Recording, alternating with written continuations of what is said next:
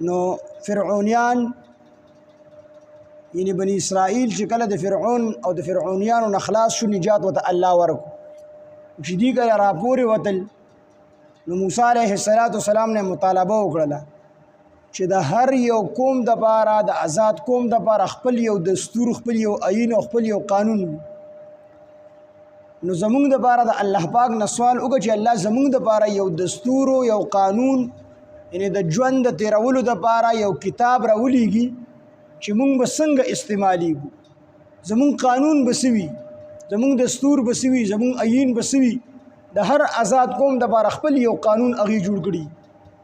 نو دک شان مونږ اوس آزاد شو نو د الله نه سوال وکړه چې الله زمونږ دپاره یو کتاب راولیږي چې په هغې کې زمونږ قانون هغه کتاب زمونږ قانون جوړ شي زمونږ دستور جوړ شي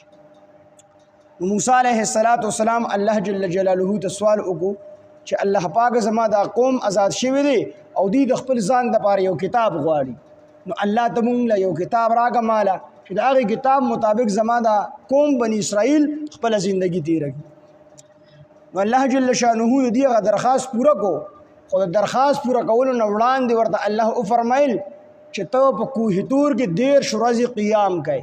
13 ورځې اعتکاف پکې سره د روجې به نیسې او 13 ورځې به دا روجې نیسې او 13 ورځې به وظیفې کوې 13 ورځې به اعتکاف کوې د هغې نه وروسته بیا تا ته زه کتاب درکړم نو موسی علیه السلام 13 ورځې اعتکاف ته فاره لاړو خو چې کله 13 ورځې پوره شوې نو بعضې مفسرین وایي چې 13 ورځې ډومبی وي بیا ورته الله وي چې لس پسې نورې پوره کړه نو 40 یې پوره کړې د هغې نه وروسته ورته الله پاک جل شانه کتاب ورکړو تورات او بعضې مفسرین وایي چې موسی علیه السلام 13 ورځې کله اعتکاف وکړو نو دا 13 ورځو کې دا شرط و چې ته د الله د تقرب حاصلولو چې کوم آداب دي هغه پوره په پوره باندې ادا کړي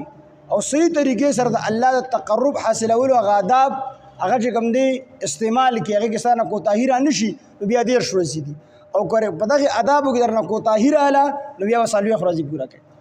آدابو کې کوتاهي راغله نو 40 ورځې پوره کړي نو 40 ورځې او 40 شپې دا حضرت موسی علیه السلام اعتکاف وکړو وظایف یې وکړل او دغه رنګې 40 روجې ونیسلې د هغې نه وروسته ورته الله پاک جل جلاله کتاب ورکړو تورات بعضې مفسرین وایي چې موسی علیه السلام 13 ورځې ورته الله ښودلې وي چې 13 ورځې به اعتکاف کوې په کوه طور باندې کوه طور کې به 13 ورځې معتکف یې 13 ورځې به روجې نیسې د هغې نه پس به درله کتاب درکوم نو په 13مه روژه باندې حضرت موسی علیه السلام افطار وکړو مطلب دا 13 روژې متواتر حضرت موسی علیه السلام نیولي دي په دې کې روژه ماتې نه دی کړی موږ سر سبا نه مخکې روژه بنده کړو چې کله بیا نور پرېوځي نو بیا روژه ماته کړو یعنې د ورځې په شروع کېدو کې د هغې نه مخکې روژه شروع کړو او د ورځې په ختمېدو باندې روژه ماتو موسی علیه السلام داسې نه دي کړی 13 روژې متواتر نیولي دي په دې کې روژه ماتې نه دی کړی په 13مه روژه باندې روژه ماتې وکړو او مسواک یې استعمال کړو نو الله ورته وفرمیل چې ستا د معدې د خالي کېدو د وجې ستا د خولې نه چې کوم بدبویي راتلله هغه ما ته د مشکو د عنبرو نه خوښه وه تا هغه بدبویي چې کوم دی ضایله کړله د دې وجې نه به ته 10 روژې او 10 ورځې نور اعتکاف کوې نو لومبې 13 ورځې وو خو چې کله موسی علیه السلام په 13مه روژه باندې مسواک وکړو نو الله ورته 10 ورځې نورې سیوا کړلې نو